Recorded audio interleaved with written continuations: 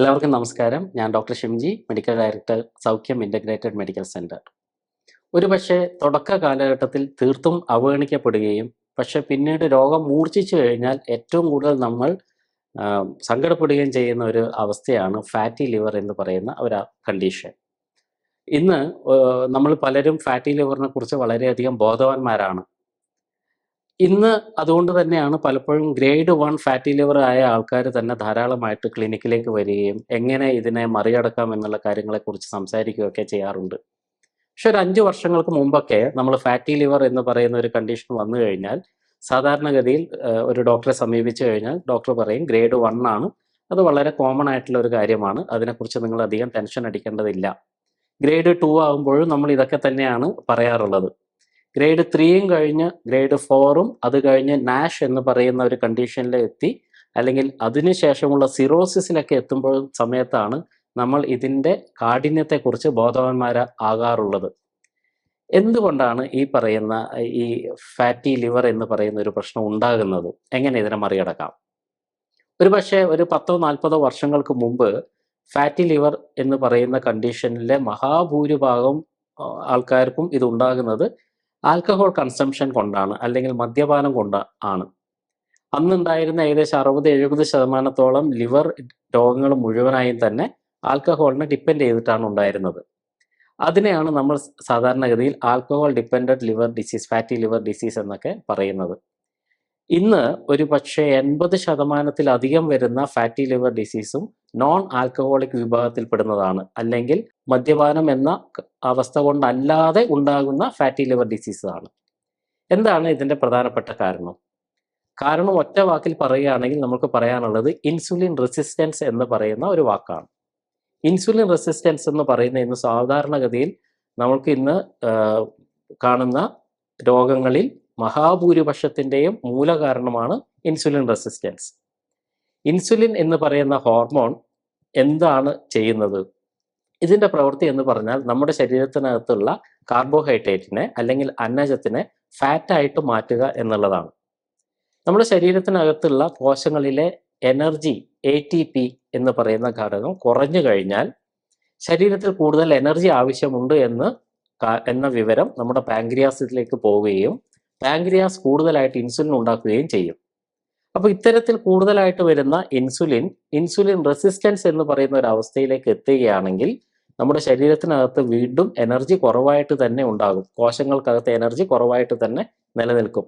അത്തരം അവസ്ഥയിൽ വീണ്ടും ഇൻസുലിൻ ശരീരത്തിൽ കുറവാണ് എന്നുള്ള ഒരു തെറ്റായ സന്ദേശം പാൻക്രിയാസിലേക്ക് പോയിക്കൊണ്ടിരിക്കുകയും പാൻക്രിയാസ് കൂടുതലായിട്ട് ഇൻസുലിൻ ഉൽപ്പാദിപ്പിച്ചുകൊണ്ടേയിരിക്കുകയും ചെയ്യും. ഇന്നത്തെ അവസ്ഥ പറയുകയാണെങ്കിൽ 5-7 ഇരട്ടിയോളം ഇൻസുലിൻ നമ്മുടെയൊക്കെ ശരീരത്തിനകത്തുണ്ട്. ചുരുക്കി പറയുകയാണെങ്കിൽ ഇത്തരത്തിൽ ഇൻസുലിൻ്റെ അളവ് ശരീരത്തിൽ 7-8 മടങ്ങായിട്ട് വർദ്ധിക്കുന്നത് കൊണ്ട് കൂടുതൽ അന്നജം ഫാറ്റായിട്ട് മാറിക്കൊണ്ടേയിരിക്കും. അപ്പോൾ ഇത്തരത്തിൽ ഫാറ്റ് ഉണ്ടാക്കപ്പെടുന്നത് കൊണ്ടാണ് ഇന്ന് നമ്മൾ കാണുന്ന ജീവിതശൈലി രോഗങ്ങളിൽ മഹാഭൂരിഭാഗം രോഗങ്ങളും ഇൻസുലിൻ റെസിസ്റ്റൻസ് കൊണ്ടാണ് ഉണ്ടാകുന്നതെന്ന് നമ്മൾ പറയുന്നത്. ഇതാണ് പ്രധാനമായിട്ടും ഈ പറയുന്ന ഫാറ്റി ലിവർ ഉണ്ടാകാനുള്ള കാരണം. ഏറ്റവും പ്രധാനപ്പെട്ട കാരണം എന്ന് പറയുന്നത് നമ്മൾ കഴിക്കുന്ന ഭക്ഷണത്തിനകത്തെ അമിതമായിട്ട് വരുന്ന കാർബോഹൈഡ്രേറ്റ് തന്നെയാണ്. ഇന്ന് ഒരു ശരാശരി മലയാളിയുടെ ഭക്ഷണ രീതി എന്ന് പറയുന്നത് കുന്നോളം ചോറും പുഴയോളം സാമ്പാറും എന്നാണ് തമാശ രൂപത്തിൽ പറയാറുള്ളത്. അപ്പോൾ ഈ കുന്നോളം വരുന്ന ചോറ് കഴിച്ച് പുഴയോളം സാമ്പാർ കഴിച്ച് നമ്മൾ ഉരുട്ടി കഴിക്കുന്ന സമയത്ത് നമ്മുടെ ശരീരത്തിലേക്ക് കയറുന്ന ഈ കാർബോഹൈഡ്രേറ്റിന് എന്താണ് സംഭവിക്കുക? നമ്മൾ കഴിക്കുന്ന ആദ്യത്തെ ഏതാനും പിടികൾ ചോറ് നമ്മുടെ ശരീരത്തിനകത്ത് ആവശ്യമുള്ള എനർജി ആയിട്ട് നമ്മൾ ഉപയോഗിക്കും. ബാക്കി വരുന്ന ഭാഗങ്ങൾ മുഴുവനായിട്ട് ലിവറിൽ വെച്ച് ഫാറ്റായിട്ട് കൺവേർട്ട് ചെയ്യും. ഇത്തരത്തിൽ ഫാറ്റായിട്ട് കൺവേർട്ട് ചെയ്യുന്ന ഫാറ്റാണ് നമ്മൾ വിസറൽ ഫാറ്റ് എന്ന് പറയുന്ന നമ്മുടെ ശരീരത്തിനകത്തുള്ള അവയവങ്ങൾക്ക് ചുറ്റുമായി പൊതിഞ്ഞു നിൽക്കുന്ന ഫാറ്റായിട്ട് മാറുന്നത്. അപ്പോൾ ഈ ഫാറ്റ് ആണ് പ്രധാനമായും പല രോഗങ്ങളും നമ്മുടെ ശരീരത്തിൽ ഉണ്ടാക്കുന്നത്. അപ്പോൾ ഇൻസുലിൻ റെസിസ്റ്റൻസ് എന്ന് പറയുന്ന ഒരു പ്രക്രിയ കൊണ്ട് ഉണ്ടാകുന്നത് ഫാറ്റി ലിവർ മാത്രമല്ല, മറിച്ച് ഞാൻ മുമ്പൊരിക്കൽ സൂചിപ്പിച്ചതുപോലെ ഈ പ്രശ്നം കൊണ്ടാണ് പലപ്പോഴും പ്രമേഹ രോഗം ഉണ്ടാകുന്നത്. പ്രമേഹ രോഗം മാത്രമല്ല, കൊറോണറി ആർട്ടറി ഡിസീസ് എന്ന് വിളിക്കുന്ന ഹൃദയത്തിന്റെ ധമനികൾക്കുണ്ടാകുന്ന ബ്ലോക്ക് ഉണ്ടാകുന്നതും ഇതേ കാരണം കൊണ്ടാണ്.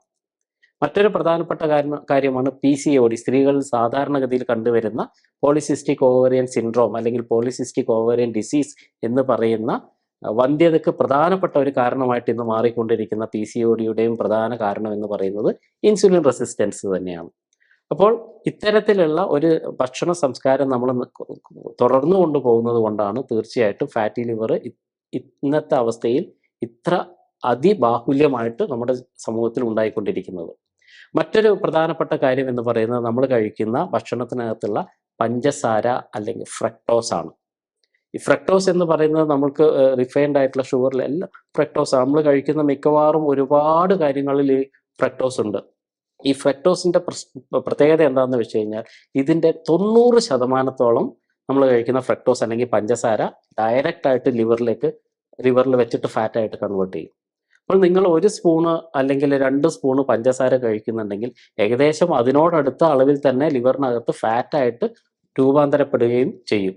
അപ്പോൾ ഇത്തരത്തിൽ രൂപമാറ്റം സംഭവിക്കുന്ന ഫാറ്റാണ് ഈ പ്രശ്നങ്ങളുടെ പ്രധാനപ്പെട്ട ഉത്തരവാദി.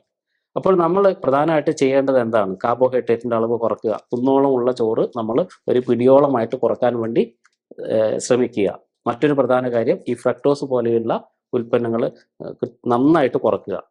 ഇനി മൂന്നാമത്തെ ഏറ്റവും പ്രധാനപ്പെട്ട കാര്യം എന്ന് പറയുന്നത് റിഫൈൻഡ് ഓയിലുകളാണ്. നമ്മുടെ പൂരിത കൊഴുപ്പുകളൊക്കെയുള്ള എന്ന് വെച്ചാൽ omega-6 അടങ്ങിയിട്ടുള്ള സസ്യ എണ്ണകൾ ധാരാളമായിട്ട് നമ്മൾ ഉപയോഗിക്കുന്നത് സൂര്യകാന്തി, സൺഫ്ലവർ ഓയിലൊക്കെയാണ്, അല്ലെങ്കിൽ പിന്നെ സോയ ഓയിൽ അല്ലെങ്കിൽ കോട്ടൺ സീഡ് ഓയിൽ, ഇതിലൊക്കെ ധാരാളമായിട്ട് omega-6 ഉണ്ട്. omega-6ന്റെ പ്രശ്നം എന്താണെന്ന് വെച്ചാൽ omega-6 പലപ്പോഴും ഇൻഫ്ലമേഷൻ അല്ലെങ്കിൽ നീർക്കെട്ട് ഉണ്ടാക്കാൻ സഹായിക്കുന്ന ഒരു ഘടകമാണ്. അതുകൊണ്ട് തന്നെ ഇത് കൂടുതൽ കോംപ്ലിക്കേഷനിലേക്ക്, കൂടുതൽ സങ്കീർണതകളിലേക്ക് ഈ ഫാറ്റി ലിവറിനൊക്കെ കൊണ്ടെത്തിക്കാൻ പോലും ഈ പറയുന്ന റിഫൈൻഡ് ഓയിലുകൾക്ക് സാധിക്കും. ഇന്ന് നമ്മൾ സർവ്വസാധാരണമായിട്ട് കഴിക്കുന്ന നമ്മുടെ ഭക്ഷണങ്ങളിലെല്ലാം തന്നെ ധാരാളമായിട്ടുള്ളത് മൈദയാണെന്ന് നമുക്കൊക്കെ അറിയാം. ഈ മൈദ എന്ന് പറയുന്നത് ഞാൻ നേരത്തെ സൂചിപ്പിച്ചതുപോലെ ഒരു കാർബോഹൈഡ്രേറ്റിന്റെ ഒരു വലിയ പാക്കേജാണ്. അതിൻ്റെ കൂടെ ധാരാളമായിട്ട് ഡാൽഡയും ചേർക്കും. ഡാൽഡ എന്ന് പറഞ്ഞാൽ ഞാൻ നേരത്തെ പറഞ്ഞ പോലെയുള്ള ഒരു കൊഴുപ്പിന്റെ ഒരു കൂട്ടായ്മയാണ്. അത് നല്ല കൊഴുപ്പല്ല, അത് ചീത്തയായ കൊഴുപ്പാണെന്ന് നമുക്കറിയാം. ഇതിൻ്റെ കൂടെ പഞ്ചസാരയും കൂടെ ചേർക്കുമ്പോഴേക്കും ചിത്രം ഏകദേശം പൂർണ്ണമാവും.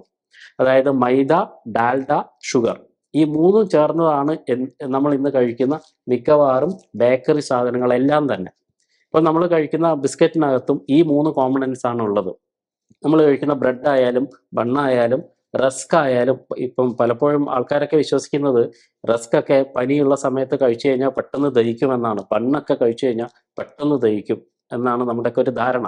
കാരണം ഇത് നമ്മൾ കാണുമ്പോൾ ഇത് വെള്ളത്തിലൊക്കെ മുക്കിക്കഴിഞ്ഞാൽ അല്ലെങ്കിൽ ഇത്തിരി പാലിലൊക്കെ മുക്കിക്കഴിഞ്ഞാൽ പെട്ടെന്ന് ഇത് ദ്രവിച്ചു പോകുന്നത് പോലെ ഉണ്ടാകും. അതുകൊണ്ട് തന്നെ ഇത് ശരീരത്തിൽ കയറി കഴിഞ്ഞാൽ അതുപോലെ പെട്ടെന്ന് ദഹനം നടന്ന് ദഹനത്തിന് വലിയ കുഴപ്പമില്ലാതെ നമ്മളെ സംരക്ഷിക്കും. അതുകൊണ്ട് രോഗം ബാധിച്ച സമയത്ത് ഇതൊക്കെ കഴിക്കണം. ബിസ്ക്കറ്റും ബ്രെഡും ബണ്ണും റസ്കും ഒക്കെയാണ് നമ്മൾ കഴിക്കേണ്ടത് എന്നുള്ള വളരെ തെറ്റായ ഒരു ധാരണ വെച്ച് വളർത്തുന്നവരാണ് നമ്മുടെ ഇടയിൽ ഇന്നും പലരും. അതുകൊണ്ട് ഈ മൈദ, ഡാൽഡ, ഷുഗർ എന്ന ഡെഡ്ലി കോമ്പിനേഷൻ പൂർണ്ണമായിട്ടും ഉപേക്ഷിക്കുന്നത് തന്നെയാണ് ഈ ഫാറ്റി ലിവർ പോലെയുള്ള പ്രശ്നങ്ങൾ വരാതിരിക്കാനുള്ള ഏറ്റവും പ്രധാനമായിട്ട് നമ്മൾ ചെയ്യേണ്ടുന്ന കാര്യം. ഇനി ഇത് കഴിക്കാതിരിക്കുന്നതോട് കൂടി തന്നെ നമ്മൾ എന്തൊക്കെ കഴിക്കണം എന്നുള്ളതും വളരെ ഇമ്പോർട്ടൻ്റ് ആയിട്ടുള്ള കാര്യമാണ്. ധാരാളമായിട്ട് കഴിക്കേണ്ടത് പച്ചക്കറികളാണ്, ഇലക്കറികളാണ്. ഫാറ്റി ലിവർ പൂർണ്ണമായിട്ടും മാറ്റാൻ വേണ്ടി നമ്മളെ സഹായിക്കുന്ന ഒരു ഘടകം അത് തന്നെയാണ്.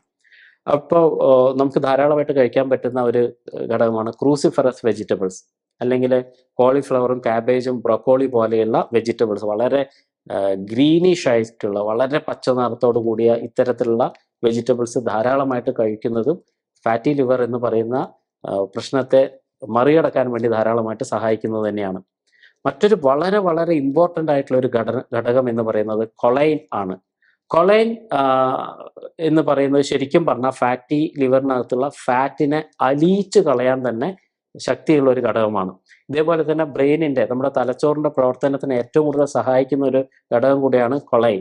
അപ്പോൾ കൊളൈൻ വളരെ കൃത്യമായ അനുപാതത്തിൽ നമ്മൾ അകത്തേക്ക് കഴിക്കുന്നതും നമ്മുടെ ശരീരത്തിനകത്തുള്ള ഫാറ്റി ലിവറും അതുപോലെ തന്നെ ഇൻസുലിൻ റെസിസ്റ്റൻസ് കൊണ്ടുണ്ടാകുന്ന പല രോഗങ്ങളെയും മറികടക്കാൻ വേണ്ടി നമ്മളെ സഹായിക്കും. മറ്റൊരു ഏറ്റവും പ്രധാനപ്പെട്ട ഒരു ഘടകം എന്ന് പറയുന്നത് ഫാസ്റ്റിംഗ് ആണ്, ഉപവാസം. ഇന്റർമീഡിയന്റ് ഫാസ്റ്റിംഗ് ഇതിൽ വളരെ മുൻപന്തിയിൽ നിൽക്കുന്ന ഒരു കാര്യം തന്നെയാണ്. ഏകദേശം 14-15 മണിക്കൂറോളം നമ്മൾ ഭക്ഷണം കഴിക്കാതിരിക്കുമ്പോൾ സ്വാഭാവികമായും നമ്മൾ ശരീരത്തിലേക്ക് കൊടുക്കുന്ന അന്നജത്തിൻ്റെയും ഗ്ലൂക്കോസിൻ്റെയും ഫ്രക്ടോസിൻ്റെയും ഒക്കെ അളവ് വളരെ വളരെ കുറഞ്ഞു വരും. അത്തരത്തിൽ കുറഞ്ഞു ഇരിക്കുന്ന സമയത്ത് തന്നെ ഫാറ്റി ലിവറിൻ്റെ റിവേഴ്സൽ അല്ലെങ്കിൽ അതിനെ തിരിച്ച് ലിവറിനെ പൂർവാവസ്ഥയിലേക്ക് കൊണ്ടുവരാൻ വേണ്ടി കഴിയുന്നതിൻ്റെ സാധ്യതയും 10 മടങ്ങായിട്ട് വർദ്ധിക്കുന്നതായിട്ടും റിസർച്ച് വർക്കുകൾ തെളിയിക്കുന്നു. മറ്റൊന്ന് കൃത്യമായ രീതിയിലുള്ള ചിട്ടയായ വ്യായാമങ്ങളും വിശ്രമവുമാണ്. തീർച്ചയായിട്ടും നല്ല ഉറക്കവും നമ്മുടെ ലിവറിനെ സംരക്ഷിക്കാൻ പോകുന്നത് തന്നെയാണ്. അതോടുകൂടി മോഡറേറ്റ് ആയിട്ടുള്ള വളരെ ഹെക്റ്റിക് ആയിട്ടുള്ള വ്യായാമങ്ങളല്ല, വളരെ മോഡറേറ്റ് ആയിട്ടുള്ള വ്യായാമങ്ങൾ കൃത്യമായ ഇടവേളകളിൽ ചെയ്യുന്നതും നമ്മുടെ ലിവറിന് അത്യന്താപേക്ഷിതമാണ്. അപ്പോൾ ഇത്തരത്തിലുള്ള കാര്യങ്ങളൊക്കെ കൃത്യമായ രീതിയിൽ ചെയ്യുക എന്നത് തന്നെയാണ് ഫാറ്റി ലിവർ എന്ന് പറയുന്ന അപകടകാരിയായി മാറിയേക്കാവുന്ന ഒരു പ്രശ്നത്തിനെ മറികടക്കാൻ വേണ്ടി ഏറ്റവും ഇമ്പോർട്ടൻ്റ് ആയിട്ട് നമ്മൾ ചെയ്യേണ്ടത്. അപ്പോൾ ഈ പറയുന്ന ഫാറ്റ് ശരീരത്തിൽ ഉണ്ടാകുന്നത് അന്നജത്തിൽ നിന്നാണെന്ന് തെളിയിക്കുന്ന ഒരു കാര്യം കൂടിയുണ്ട്. പലപ്പോഴും എൻ്റെ പല ക്ലാസ്സുകളിൽ ഞാൻ പറഞ്ഞിട്ടുള്ള ഒരു കാര്യമാണ് ഒരു ഫോയിഗ്ര എന്ന് പറയുന്ന ഒരു പ്രധാനപ്പെട്ട ഒരു വളരെ ഡെലീഷ്യസ് ആയിട്ടുള്ള ഒരു ഭക്ഷണം. ഫ്രഞ്ചുകാർ ധാരാളമായിട്ട് ഉപയോഗിക്കുന്ന, ഫ്രഞ്ചുകാരെന്ന് പറഞ്ഞാൽ ഫ്രഞ്ചുകാരിലെ തന്നെ ഏറ്റവും അതിസമ്പന്നർ ഉപയോഗിക്കുന്ന വളരെ ഡെലീഷ്യസും വളരെ കോസ്റ്റ്ലിയുമായിട്ടുള്ള ഒരു ഭക്ഷണമാണ് ഫോയിഗ്ര എന്ന് പറയുന്നത്.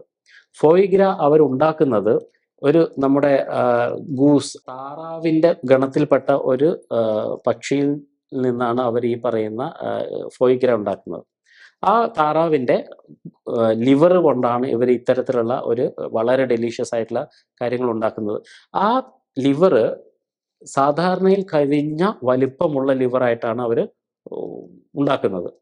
അതിനവർ ചെയ്യുന്ന പ്രോസസ്സ് വളരെ സിമ്പിളാണ്. ഈ പറയുന്ന താറാവിനെ അവർ കൊണ്ടുവന്ന് അതിൻ്റെ വായിലേക്ക് ഒരു ഫണൽ കുത്തിയിറക്കി അതിൽ കൂടി ധാരാളമായിട്ട് ഫോഴ്സ്ഫുള്ളി ആയിട്ട് ഭക്ഷണം കൊടുത്തുകൊണ്ടേയിരിക്കും. നമ്മൾ അത് ഒരു കൊടും ക്രൂരതയാണ്. പക്ഷെ അവർ ഏകദേശം ഒരു 2-3 ആഴ്ചയിലേക്ക് ഒരു 1-1.5 കിലോഗ്രാമോളം വരുന്ന കാർബോഹൈഡ്രേറ്റ് അന്നജമാണ് കുത്തിയിടുന്നത് ഈ പക്ഷിയിലേക്ക്. അപ്പം ഇതിൻ്റെ 1.5 കിലോയോളം വരുന്ന പ്രധാനമായിട്ട് ഉപയോഗിക്കുന്ന ചോളമാണ്. ചോളവും പഞ്ചസാരയും ഗോതമ്പൊക്കെയാണ് പലപ്പോഴായിട്ട് ഇവർ ഉപയോഗിക്കുന്നത്.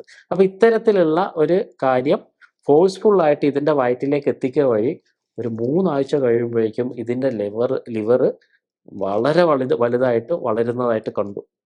ആ ലിവർ ഉപയോഗിച്ചിട്ടാണ് ഇവർ ഈ പറയുന്ന ഡെലീഷ്യസ് ആയിട്ടുള്ള ഫോയിഗ്ര എന്ന് പറയുന്ന ഫുഡ് ഉണ്ടാക്കിക്കൊണ്ടിരിക്കുന്നത്. അപ്പോൾ അതിൽ നിന്ന് ഒരു വളരെ കൃത്യമായിട്ട് നമുക്ക് കിട്ടുന്ന ഒരു മെസ്സേജ് എന്ന് പറയുന്നത് ആവശ്യത്തിലധികം നമ്മുടെ ശരീരത്തിനകത്തേക്ക് നമ്മൾ കൊടുക്കുന്ന ഏത് കാർബോഹൈഡ്രേറ്റും നമ്മുടെ ലിവറിനകത്തുള്ള എൻലാർജ്മെന്റിന് കാരണമാകുന്നു എന്നത് തന്നെയാണ്. അപ്പോൾ ഇത്തരം ഉദാഹരണങ്ങൾ നമ്മുടെ തലയിൽ വെച്ചുകൊണ്ട് തന്നെ അനാവശ്യമായി കഴിക്കുന്ന കാർബോഹൈഡ്രേറ്റ് പൂർണ്ണമായിട്ട് നമ്മൾ വർജിക്കേണ്ടതാണ്. ഞാൻ മുൻപ് സൂചിപ്പിച്ച അതേ കോമ്പിനേഷനാണ് പലപ്പോഴും ഈ മൈദ, ഡാൽഡ അല്ലെങ്കിൽ പഞ്ചസാര ഇത് അടങ്ങിയ ഒരു കോമ്പിനേഷനാണ് മിക്ക ഫുഡ് പ്രോഡക്റ്റ് എന്ന് പറയുന്ന നമ്മൾ തടി കൂടാനൊക്കെ ഉപയോഗിക്കുന്ന മിക്ക ഫുഡ് പ്രോഡക്റ്റുകളുള്ളത്. നമ്മൾ സാധാരണ കഴിക്കുന്ന ഹോർലിക്സ് ആയാലും ബൂസ്റ്റ് ആയാലും പിന്നെ കുട്ടികൾക്ക് കൊടുക്കുന്ന പ്രോഡക്റ്റുകൾ, ഫുഡ് പ്രോഡക്റ്റുകളായാലും ഒക്കെ. അതുകൊണ്ടാണ് നമ്മൾ ചിലപ്പോഴൊക്കെ നല്ല തടിയൊക്കെ ഉള്ള, നല്ല ചബ്ബി ചീക്സൊക്കെ ഉള്ള, ഇത്തിരി കുടവയറൊക്കെ ഉള്ള കുട്ടിയെ കണ്ടു കഴിഞ്ഞാൽ നമുക്ക് എടുത്ത് ലാളിക്കാൻ തോന്നും. കാരണം അത്തരം കുട്ടികളെ കാണുമ്പോൾ നമ്മൾ പറയുക അമൂൽ ബേബി എന്നൊക്കെയാണ്. അപ്പം ഇത്തരത്തിലുള്ള ഫുഡ് പ്രോഡക്റ്റുകളിലും ഉപയോഗിക്കുന്നത് ധാരാളമായിട്ടും ഈ പറയുന്ന ഫാറ്റ് ഉണ്ടാക്കാൻ ഉതകുന്ന മൈദ പോലെയുള്ള, ഡാൽഡ പോലെയുള്ള, ഷുഗർ പോലെയുള്ള കണ്ടന്റുകൾ തന്നെയാണ്. അതേസമയം ശരിയായ രീതിയിലുള്ള ഫാറ്റാണ് നമ്മൾ കൊടുക്കുന്നുണ്ടെങ്കിൽ ഇത്തരത്തിലുള്ള ഒരു അമിതവണ്ണത്തിലേക്ക് ഈ കുട്ടികൾ പോവില്ല. ഇതേ അവസ്ഥ കൊണ്ട് തന്നെയാണ് നമ്മളുടെ ശരീരത്തിനകത്ത് ഫാറ്റി ലിവർ ഉണ്ടാകുന്നത്. നിങ്ങൾ ഒരു കമ്പാരിസൺ കൂടി ശ്രദ്ധിച്ചു കഴിഞ്ഞാൽ നമ്മുടെ അമൂൽ ബേബി വളരെ തടിയുള്ള അമിതവണ്ണമുള്ള ഒരു കുട്ടിയാണ്. കണ്ടാൽ നമുക്കെടുത്ത് ലാളിക്കാൻ തോന്നുന്ന കുട്ടിയാണ്. പക്ഷെ ആ കുട്ടിക്ക് മറ്റുള്ള കുട്ടികളുടെ അത്ര ആക്ടിവിറ്റീസ് ചെയ്യാനുള്ള കഴിവുണ്ടാവില്ല. അവർ പലപ്പോഴും ഇരുന്ന് ഒന്ന് ചിരിക്കുകയൊക്കെ ചെയ്യുന്നല്ലാതെ അവർക്ക് ഒരു കുസൃതി കാണിക്കാനുള്ള കഴിവ് പോലും പലപ്പോഴും ഉണ്ടാകാറില്ല. അതേസമയം അമ്മയുടെ മുലപ്പാൽ മാത്രം കുടിച്ച് വളരുന്ന ഒരു കുട്ടിയാണെങ്കിലോ ആ കുട്ടി മെലിഞ്ഞിരിക്കും, പക്ഷെ വളരെ വളരെ ആക്റ്റീവായിരിക്കും. ഓടിച്ചാടി മുഴുവൻ നമ്മളെ ഇട്ട് നട്ടോട്ട് ഓടിക്കുന്ന ഒരു രീതിയിലേക്ക് അത്രയും ആക്റ്റീവായിട്ട് നടക്കുന്ന കുട്ടികളായിരിക്കും അവർ. കാരണം എന്താണെന്ന് ചോദിച്ചു കഴിഞ്ഞാൽ അമ്മയുടെ പാലിനകത്തുള്ളത് 80% വളരെ നല്ല ഫാറ്റാണ്, കാർബോഹൈഡ്രേറ്റ് അല്ല. അപ്പോൾ നമ്മളുടെ ശരീരത്തിനകത്ത് കൊഴുപ്പ് അടിഞ്ഞുകൂടി തടി ഉണ്ടാക്കുന്നതും ഫാറ്റി ലിവർ ഉണ്ടാക്കുന്നതും നമ്മൾ കഴിക്കുന്ന ഫാറ്റല്ല, മറിച്ച് നമ്മൾ ശരീരത്തിലേക്ക് കൊടുക്കുന്ന ഇത്തരത്തിലുള്ള കാർബോഹൈഡ്രേറ്റ്, അന്നജത്തിൻ്റെ അമിതമായിട്ടുള്ള ഉപയോഗമാണ്. അപ്പോൾ നിർബന്ധമായും അന്നജത്തിൻ്റെ ഉപയോഗം കുറച്ചു കൊണ്ടുവരിക. ശരീരത്തിലെ ഏറ്റവും വലിയ രണ്ടാമത്തെ അവയവമായ ലിവറിനെ സംരക്ഷിക്കുക. അതുവഴി നമ്മുടെ ശരീരത്തിൻ്റെ പൊതുവായിട്ടുള്ള ആരോഗ്യത്തെയും കൂടെ സംരക്ഷിക്കുക. മറ്റൊരു വീഡിയോയിൽ വീണ്ടും കാണുന്നതുവരെ എല്ലാവർക്കും നന്ദി.